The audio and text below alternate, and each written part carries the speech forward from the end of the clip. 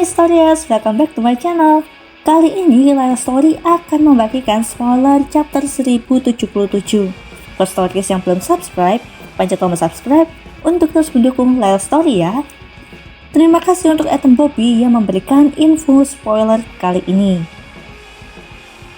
Judul chapter kali ini adalah Kamu Seharusnya Menyadari Dari Awal. Entah apa maksud dari judul kali ini, apakah tentang pengkhianat di Egghead ataukah cara menaklukkan Seraphim? Karena serangan seperti kemarin tidak ada apa-apanya untuk ras Lunarian. Dan Zoro yang sudah pernah mengalahkan ras Lunarian juga belum mengatakan bagaimana strateginya kepada Luffy dan yang lain. Cover story lanjutan Jelma Double Six menceritakan Just dan Caesar menyadari bahwa penghalang utamanya adalah Vegapunk. Dalam bidang sains, memang anggota match ini sebenarnya bersaing satu sama lain. Tapi dengan kecerdasan Vegapunk, ditambah lagi dengan Devil Fruit-nya, membuat kecerdasan Vegapunk ini tidak ada yang menandinginya lagi. Jika Caesar, George, dan Queen ingin menjadi penelitian terdepan, harus menyingkirkan Vegapunk terlebih dahulu. Selama ada Vegapunk, mereka bukan apa-apa lagi.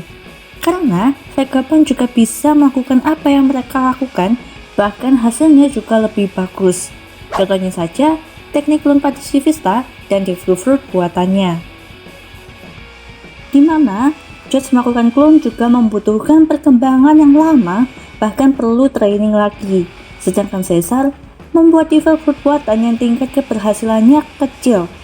Dan jika gagal, maka akan membuat pemakannya terus tertawa apapun kondisi emosinya, seperti pada rakyat di Wano dan juga Killer, yang sampai saat ini belum tahu cara menyembuhkannya bagaimana, karena itu bukanlah sebuah penyakit. Karena itu di SBS 105, Oda terkesan membiarkan rakyat Wano dan Killer menderita karena efek smile, sedangkan Vegapunk bisa menggabungkan keduanya dan jadilah Seraphim ini. Masuk ke poin utama, Zoro baru menyadari jika Seraphim ini memiliki ability yang sama dengan King. Padahal udah beberapa chapter lewat ketika dia melawan Lunarian. Zoro malah baru sadar, dimana dia satu-satunya yang berhasil menumbangkan King waktu di Wano. Tapi emang Zoro ini juga sama lemotnya dengan Luffy alias Baka, jadi wajar aja kalau dia telat menyadari, atau mungkin juga efek kaget karena S-Hawk menggunakan ability yang sama dengan Dust Bones.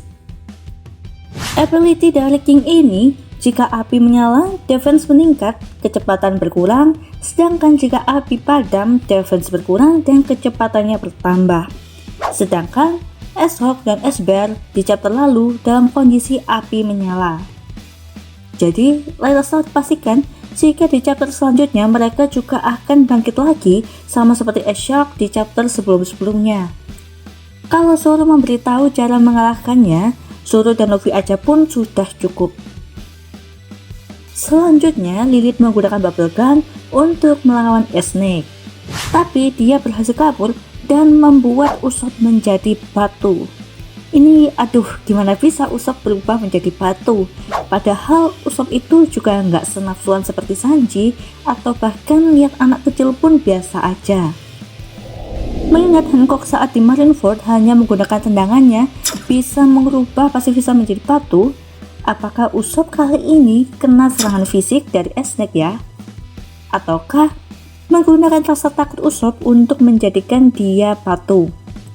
Mengingat Oda pernah mengatakan jika Mero Meronomi ini tidak hanya karena masalah nafsu atau cantik saja.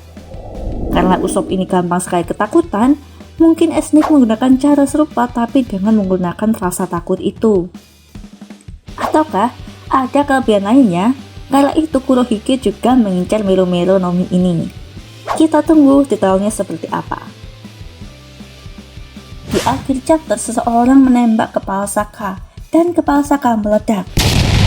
Gila nih, langsung headshot kepala Saka. Layla Story langsung teringat dengan perkataan Saka jika dia akan segera mati. Tapi beberapa kejadian seperti Atlas dan Pythagoras, meski meledak masih aman-aman saja nyawa mereka. Jadi kemungkinan besar Saka juga masih hidup. Hanya saja sepertinya juga rusak parah dan butuh perawatan sama seperti Atlas. Tapi siapa yang menembak Sokka ini? Apakah salah satu pengkhianat ataukah antara Ashok dan Esper yang menembaknya? Jika yang menembak Sokka salah satu pengkhianat, mungkin judul chapter kali ini juga merujuk pada pengkhianat itu. Tapi Light Story agak pesimis jika pengkhianatnya ditunjukkan di chapter kali ini. Tapi kita tunggu saja bagaimana fullnya nanti. Nah, sekian spoiler kali ini. Jangan lupa subscribe, like, dan nyalakan notifikasinya ya, agar kalian semua nggak ketinggalan update One Piece selanjutnya. See you in the next video, Storyers!